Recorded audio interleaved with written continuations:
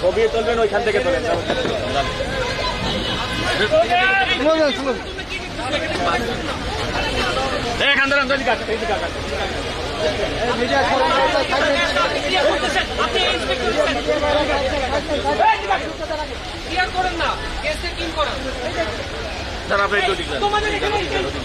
ওদিকে যান, ওদিকে যান, ওদিকে যান।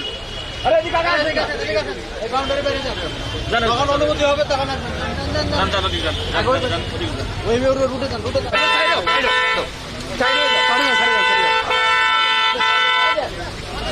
আরে সাইড যাও,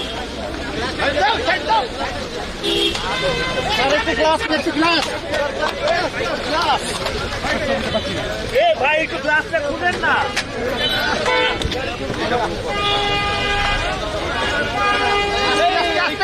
খেলেন না, খেলেন না।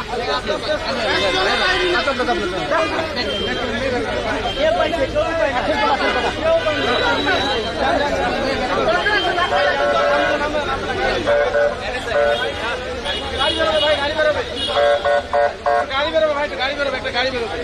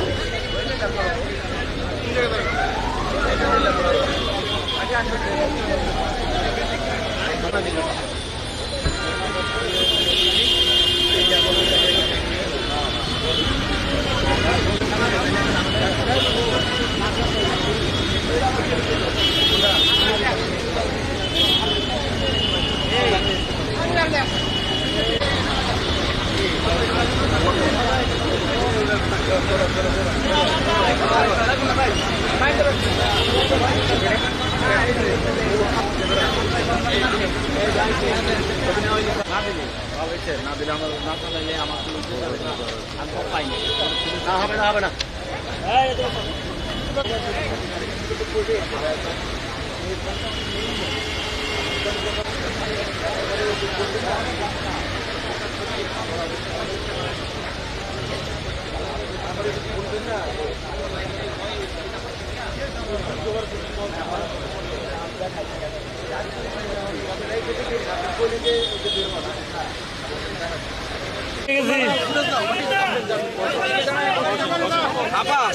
বসেন, বসেন, বসেন।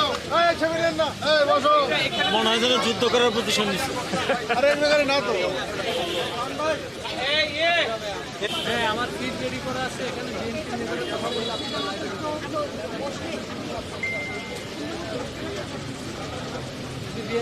কথা না বলে তারপরে মানে কথা না হওয়া শুরু হয় তাহলে আমি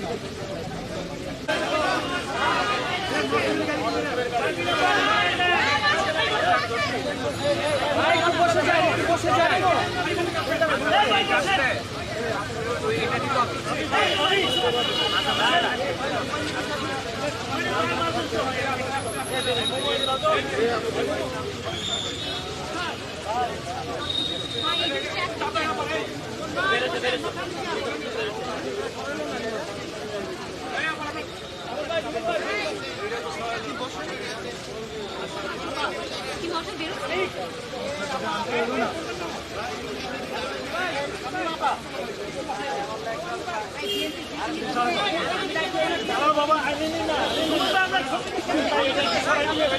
এটা সরা দাও, এটা এখানে এখানে সরা না, সরাবে না,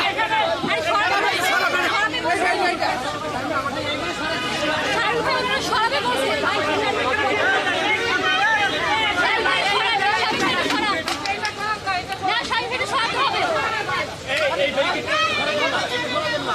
কি করে আছে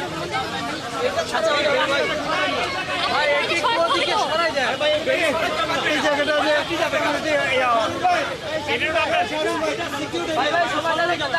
ভাই শাহিদ ভাই 2 মিনিটের জন্য সরে নেবে আরে এখানে তো হচ্ছে না ভাই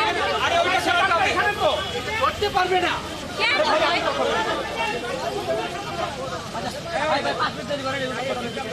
তাহলে ভাই গুনগুনা বঙ্গলি দিয়ে দাও আস্তে আস্তে আমি তো উপরে সবাই মিলে সামনে আগে হবে ভাই সবাই মিলে আগান না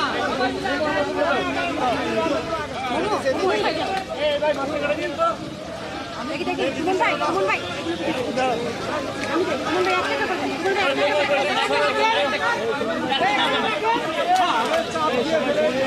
এই সুমন সবাই সুমন ভাই বসে যান সুমন ভাই কেন এই যে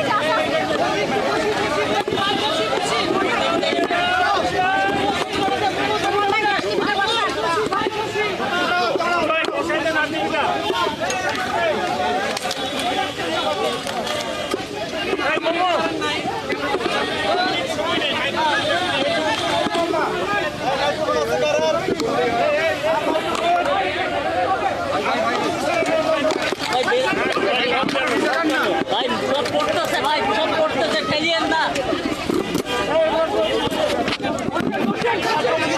আরে ক্যামেল গুলো ব্যস্ত লাগছে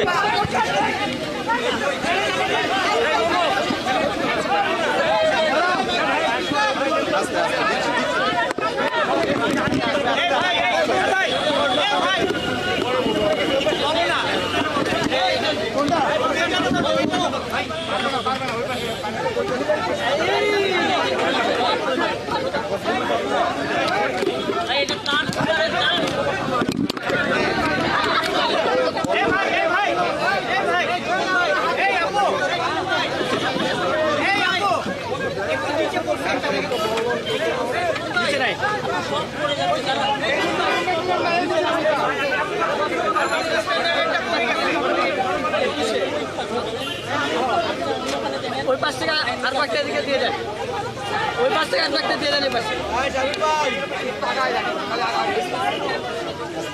তার লাগবে তো এখানে দাও শাহরুল ভাই শাহরুল ভাই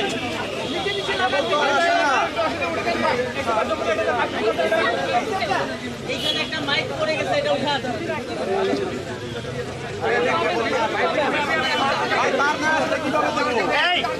কিছু মাইক্রোফোন এদিকে সুমন ভাই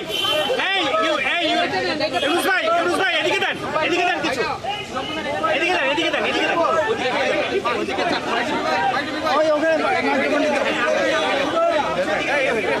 ওই মাইক্রোফোন গুলো দাও না মাইক্রোফোন গুলো দাও ওই মাইক্রোফোন দিয়ে দেন তাহলে হয়ে যাবে ভাই এদিকে দেন যায় না তো তার আছে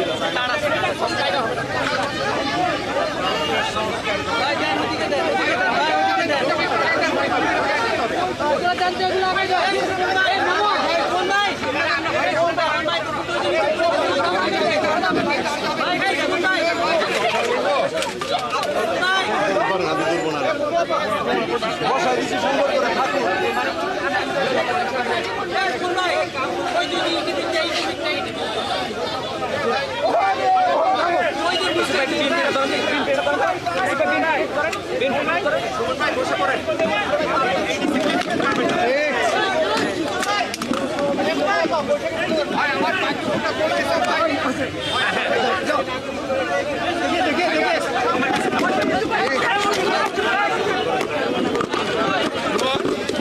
এক মিনিট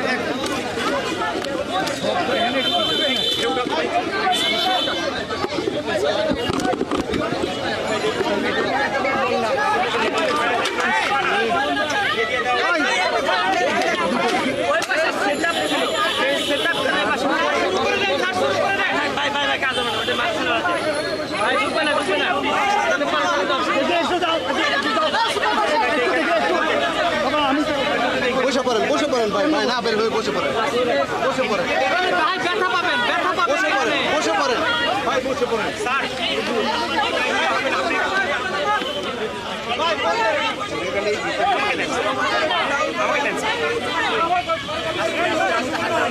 স্যার শুরু করেন স্যার। স্যার আজকে মাননীয় প্রধান উপদেষ্টা আপনাদেরকে আমন্ত্রণ জানিয়েছেন, কি আলোচনা হলো স্যার? প্রধান উপদেষ্টার আমন্ত্রণে আমরা বাংলাদেশ জাতীয়তাবাদী দলের পক্ষ থেকে এখানে আমি সহ জাতীয় স্থায়ী কমিটি আমরা 5 জন মোট 6 জন সদস্য উপস্থিত ছিলাম এখানে। আমরা প্রায় 1 ঘন্টা আলোচনা করেছি। এই আলোচনাতে অত্যন্ত আরও পরিবেশে আলোচনা হয়েছে। এই আলোচনাতে প্রধান যে বিষয়গুলো আমরা আলোচনা করেছি সেই মধ্যে প্রধান হচ্ছে আমরা নির্বাচন সম্পর্কিত বিষয়ে আলোচনা করেছি এবং নির্বাচনের সংস্কার বিভাগ কমিশন এবং আপনার নির্বাচন ব্যবস্থার সংস্কার সব কিছুগুলোই আমরা আপনার তুলে ধরেছি এবং আমাদের যে মতামত সেটা আমরা দিয়ে এসেছি। আমরা বলেছি যে নির্বাচন কমিশনার নিয়োগ আইন স্থগিত করে প্রধান রাজনৈতিক দলসমূহের ঐক্যমতের ভিত্তিতে অনতিবিলম্বে নির্বাচন কমিশন গঠন করতে হবে এবং আমরা একটা রোড ম্যাপ দিতে বলেছি। নির্বাচন কমিশন কবে নির্বাচন হবে সে আমরা একটা রোড ম্যাপ দিতে বলেছি। আমরা এনআইডি কার্ড যেটা আপনার স্বরাষ্ট্র মন্ত্রণালয়ে আইন করা হয়েছিল সেটাকে অর্ডিন্যান্স জারির মধ্যে বাতিল করতে বলেছি। আমরা বিতর্কিত কোনো ব্যক্তি যেন কখনো এই নির্বাচন সংস্কার কমিটিতে না যায় সেই কথা আমরা বলেছি।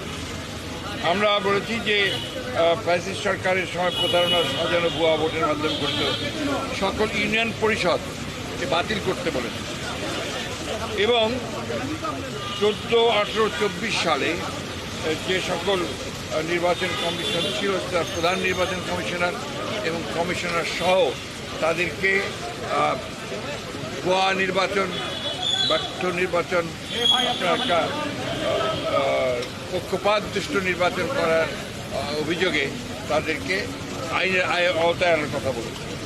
আমরা বিচারপতি খায়রুল হক, যিনি আমরা মনে করি যে নির্বাচন ব্যবস্থাকে ধ্বংস করার জন্য মূল হোতা, তিনি তত্ত্বাবধায়ক সরকার আইন বাতিল করার মূল নায়ক ছিলেন, তার বিরুদ্ধে আমরা আইনগত ব্যবস্থা নেওয়ার কথা বলেছি রাষ্ট্রদ্রোহিতা অপরাধে।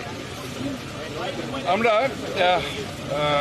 লক্ষ্য করেছি যে প্রশাসন থেকে অত্যন্ত দুর্ভাগ্যজনকভাবে এই প্রায় 2 মাস হতে চলেছে, আগামী 8 তারিখে 2 মাস হবে, এখন পর্যন্ত গত সরকারের আমলে অর্থাৎ ফ্যাসিস্ট সরকারের আমলে যারা তাদের দোসর হয়ে কাজ করেছে, তাদেরকে সহায়তা করেছে এই লুটপাট, অনাচার, অত্যাচার, মানুষের উপরে নির্যাতন, গুম খুনের ব্যাপারে, গণহত্যার ব্যাপারে তাদের অনেকেই, বেশিরভাগই এখনও পর্যন্ত বহাল তবিয়তে তার স্ব জায়গায় বহাল আছে। এদেরকে অবিলম্বে তাদেরকে সরিয়ে নিরপেক্ষ ব্যক্তিদেরকে আনার কথা আমরা বলেছি। আমরা বলেছি যে আপনার জেলা প্রশাসকের ব্যাপারে আপনারা লিখেছেন পত্রপত্রিকার মধ্যে লেখালেখি হয়েছে, সেই 59 জন জেলা প্রশাসকের মধ্যে কী করে সেটা নিয়োগ করা হলো সেটা সম্পর্কে আমরা জানতে চেয়েছি। একই সঙ্গে যাদের বিরুদ্ধে অভিযোগ উঠেছে তাদেরকে নিয়োগ বাতিল করে দেওয়ার জন্য আমরা বলেছি। আমরা নতুন ফিট লিস্ট করার কথা বলেছি যোগ্য ব্যক্তিদের। আমরা চুক্তিভিত্তিক কিছু নিয়োগ বাতিল করার জন্য আমরা প্রস্তাব দিয়েছি। আমরা বিশেষ করে এই অন্তর্বর্তী সরকারের মধ্যেও 2-1 জন আছেন যারা অন্তর্বর্তী সরকার এবং যে গণঅভ্যুত্থানের বিপ্লবের যে মূল স্পিরিট সেটাকে ব্যাহত করছে তাদেরকে স্মরণের কথা বলেছি। আমরা যারা পদোন্নতি বঞ্চিত হয়েছে সরকারি কর্মকর্তা 15 বছর ধরে, তাদেরকে ভূতাপেক্ষ পদোন্নতি নিশ্চিত করার কথা আমরা বলে এসেছি। এই ছিল আমাদের আপনার মোটামুটি আপনার বক্তব্য, পয়েন্ট ভিত্তিক, হ্যাঁ। এবং আপনার বিচার বিভাগের ব্যাপারে আমরা খুব পরিষ্কার করে যেটা বলেছি সেটা হচ্ছে যে এই বিচার বিভাগে হাইকোর্ট বিভাগ, যেটা এখন পর্যন্ত কোনো পরিবর্তন হয়নি এবং হাইকোর্ট বিভাগের বেশিরভাগ নিয়োগই ছিল কিন্তু আপনার দলীয় ভিত্তিতে এবং প্রায় 30 জন বিচারক বহাল তবিয়তে তারা কাজ করছে এখনও। এদের ব্যাপারে ব্যবস্থা নেওয়ার জন্য, প্রয়োজনীয় আইনগত ব্যবস্থা নেওয়ার জন্য আমরা কথা বলেছি।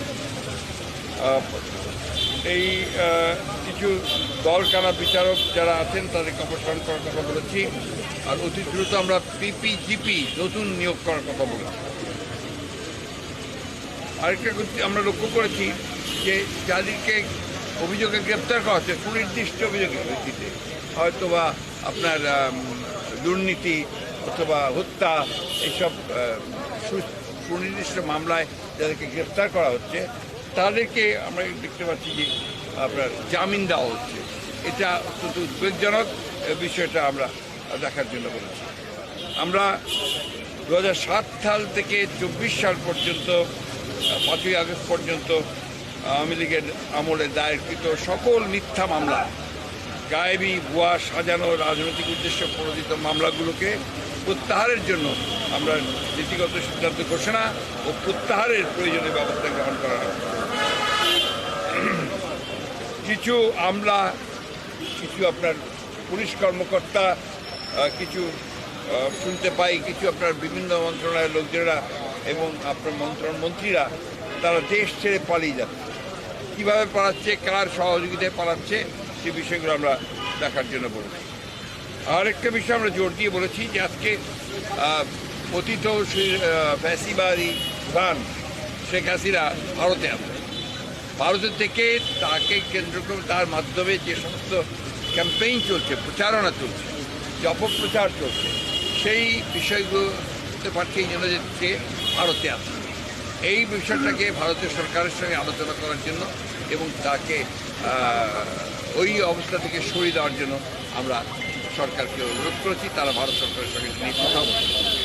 সেই সঙ্গে পার্বত্য চট্টগ্রামে যে ধরনের অস্থিরতা সৃষ্টি করার চেষ্টা করা হচ্ছে সেটাও আমরা কিন্তু আপনার বলেছি যে পার্বত্য চট্টগ্রামের ব্যাপারটাকে আরও গভীরভাবে দেখে সেখানে কারা এই ঘটনাগুলোর সঙ্গে জড়িত তাদের বিরুদ্ধে ব্যবস্থা নেওয়ার জন্য আমরা কথা বলেছি। আরেকটি কথা আমি বলি যে আপনার গুমখুনের সঙ্গে যারা জড়িত তারা এখনও ধরাছোঁয়ার বাইরে। তাদেরকে খুব কম, একমাত্র জিয়াউল হাসান ছাড়া আর কাউকেই ধরা হয়। আমরা মনে করি যে অবিলম্বে দাবি জানিয়েছি যে অবিলম্বে তাদের সঙ্গে চিহ্নিত করে তাদেরকে গ্রেপ্তার করা হোক ও তাদের বিরুদ্ধে ব্যবস্থা নেওয়া হোক। এবং জাতিসংঘের একটি দল এসছে এখানে, কিন্তু দুর্ভাগ্যজনকভাবে সেই দলটিকে যারা এর সঙ্গে জড়িত আছেন এই বিভিন্ন ডিপার্টমেন্টের, তারা তাদেরকে সেইভাবে সহযোগিতা করছে না।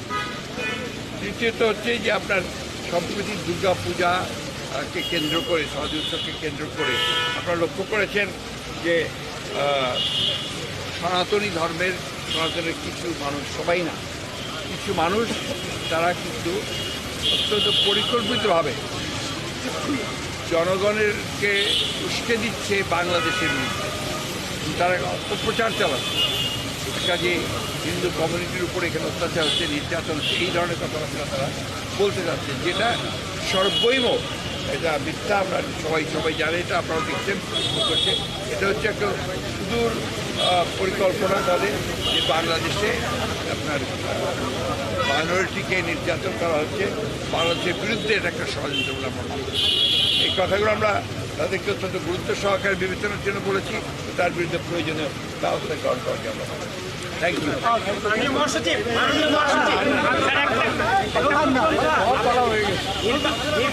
নির্বাচনের রোডম্যাপের কথা আপনারা বলেছেন, মাননীয় উপদেষ্টা এই নিয়ে একটা কন্ট্রোভার্সি হয়েছে। ওনার সফরের সময় মাননীয় সেনা প্রধানও বলেছেন যে 18 মাসের মধ্যে, এটা নিয়ে ওনারা ভাই আমি এই মাস দিনকাল নিয়ে কথা বলি না। উনি আমাদেরকে যেটা বলেছেন যেটা আমাদের 1 নম্বর প্রায়োরিটি, নির্বাচন অনুষ্ঠান তাদের 1 নম্বর প্রায়োরিটি।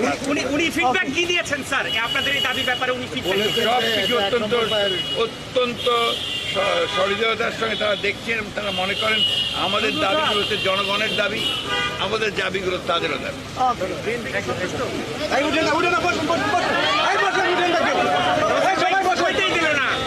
কেউ উঠেন না। আচ্ছা, এই মোবাইল 2 টাকার একটু হাতে চার্জারটা একটু নিয়ে নেবেন। এই মাইক্রোফোন টাকার এই মাইক্রোফোনটা, হ্যাঁ আছেন দাঁড়ান। কেউ বেশ অস্থির হয় না, অস্থির হলে সব করবে। একজন একজন করে দাঁড়ান, আগে কর্নারগুলো দেই। দিচ্ছি 1 মিনিট ভাই, টানলে আপনারটা এটা চেয়ারপারসন আস্তে আস্তে নিয়ে নেন।